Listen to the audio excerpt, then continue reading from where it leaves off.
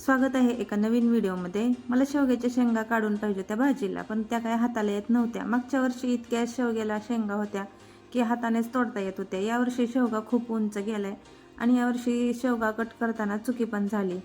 तो आम्ही फक्त खालच्याच फांद्या कट केल्या आणि वरच्या वर फांद्या जाऊन दिल्या, त्यामुळे आता तो दुसऱ्या मजल्यापर्यंत गेलाय।